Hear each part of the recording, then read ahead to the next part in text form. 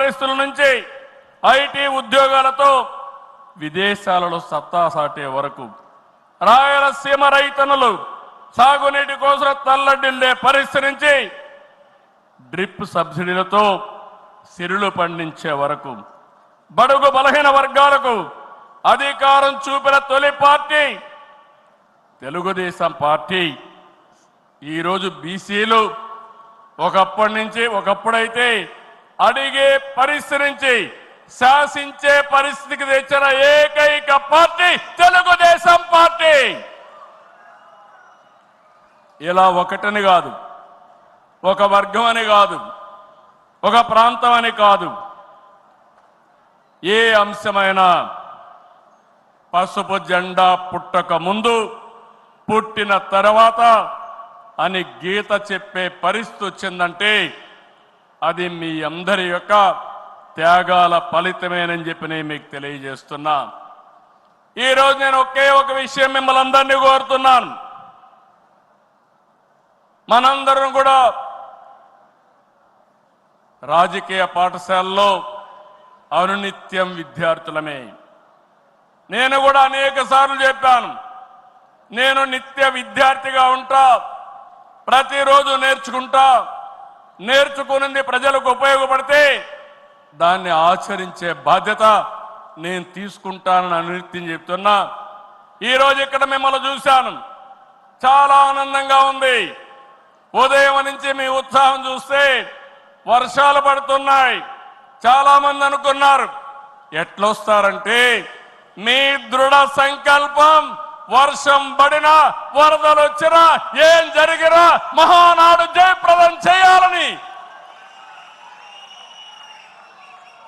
మీరందరూ వచ్చారు. ఈ సందర్భంగా ఒకటే నేను ఆశిస్తున్నా, నేను ఒక సైనికుణ్ణి, నిరంతరం పోరాటం చేస్తా. నా శక్తి, నా ఆయుధాలు మీరే. మీరు నేను కలిస్తే ఇంకా అద్దు ఉండదు, ఆకాశమే అద్దుగా ఏ పనైనా చేయగలుగుతాం. సిద్ధమా అని మిమ్మల్ని అడుగుతున్నా. సిద్ధం అంటే చేలు పైకెత్తండి. ఎన్నో యుద్ధాలు చేసిన మనం, ఎన్నో కార్యక్రమాలు, వినూత్నమైన కార్యక్రమాలకు జయప్రదం చేసిన మనం ఈరోజు మళ్ళా ఒకసారి మీరు ఆలోచిస్తే తెలుగుదేశం పార్టీకి ఒక బ్రాండ్ ఉంది. నీతి నిజాయితీ రాజకీయాలు చేస్తాం, ఒక విజన్తో పనిచేస్తాం. పాజిటివ్ పాలిటిక్స్ మన విధానం. రాష్ట్రం ఫస్ట్ అనేది మన సంకల్పం.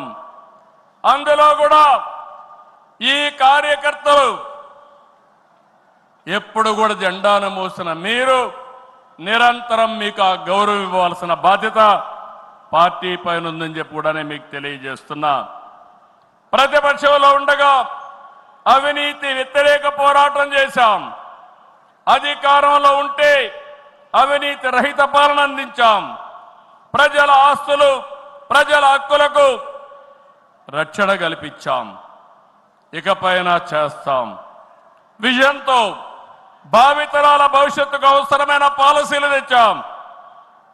పాజిటివ్ పాలిటిక్స్ తో రాజకీయాల్లో విలువలు పెంచిన ఏకైక పార్టీ తెలుగుదేశం పార్టీ. నేడు తెలుగు రాష్ట్రంలో ఏ పార్టీలో చూసినా తెలుగుదేశం యూనివర్సిటీలో చదివిన విద్యార్థులే ఉన్నారంటే అది తెలుగుదేశం పార్టీ సత్తా అని మరొకసారి మీకు విజ్ఞప్తి చేస్తున్నా. మనది మోస్ట్ సక్సెస్ఫుల్ మోడల్. ఇంకొక ప్రూఫ్ ఆఫ్ కాన్సెప్ట్ అవసరం లేదు. 43 ఏళ్లుగా ఏదైనా ఒక మోడల్ ఉందంటే దానికి చిరునామా తెలుగుదేశం పార్టీ అని మరొకసారి విజ్ఞప్తి చేస్తున్నా. ఈ చరిత్ర చింపేస్తే తిరిగేది కాదు, చెరిపేస్తే చెరిగేది కాదు. ఇది ప్రజల గుండెల్లో ఉండే ప్రజా విశ్వాసం అని చెప్పి కూడా నేను మీకు తెలియజేస్తున్నా. పార్టీ విధానాలు, ఆలోచనలు మనల్ని దేశంలోనే ఒక ప్రత్యేకంగా నిలిపాయి. దేశ ప్రజలు ఇచ్చిన తీర్పుతో కేంద్రంలో రాష్ట్ర పరపతి పెరిగింది. ఇది మనందరికీ గర్వకారణం. అయితే ప్రజలిచ్చిన తీర్పుని పార్టీ ఎప్పుడు కూడా ప్రజా సంక్షేమం, రాష్ట్ర ప్రయోజనాల కోసం వినియోగించాం తప్ప సొంత అవసరాలకు ఎప్పుడు వాడలేదు,